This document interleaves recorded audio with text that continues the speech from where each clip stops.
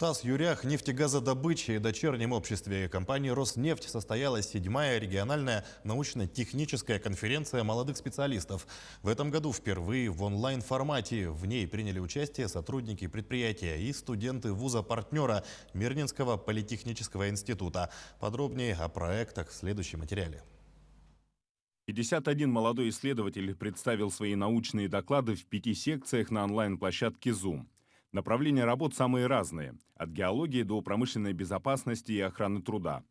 Вне зависимости от формата заслушивания проектов, критерии оценки остались прежними. Актуальность и новизна идеи, практическая значимость, экономическая целесообразность, степень личного участия и, конечно же, презентации и качество выступления, которые жюри оценивали в совершенно новых для них условиях через видеоконференцию. Руководство нашего общества придаем данному мероприятию очень большое значение. Сейчас я скажу почему. Ну, во-первых, это шанс для нас, для руководства, узнать о вас побольше и поглубже.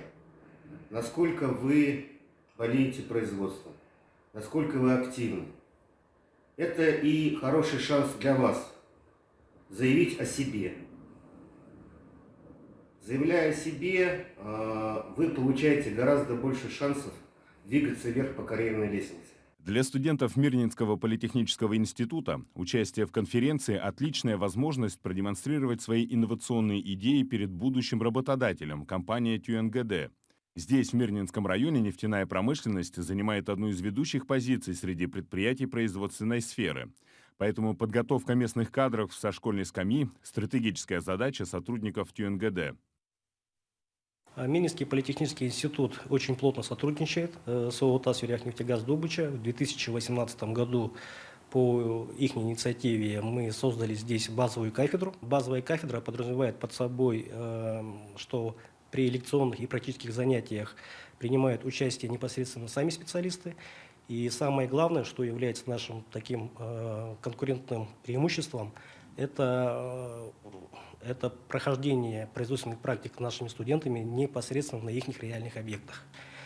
Поэтому мы думаем, что наши студенты, они более будут профессионально подготовлены при таком подходе. На предприятии уверены, молодые специалисты – отличные генераторы идей.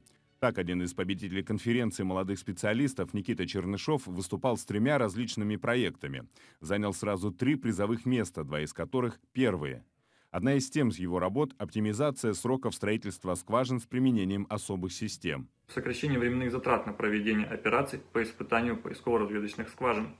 Предлагаемая технология обеспечивает снижение стоимости и большую безопасность проведения работ и применима повсеместно. И стоит отметить, что многие идеи имели нестандартный подход инженерной мысли, направленный на решение проблем и улучшение деятельности предприятия. Молодые специалисты, занявшие призовые места, примут участие в следующем кустовом этапе научно-технической конференции на уровне бизнес-блока «Добыча».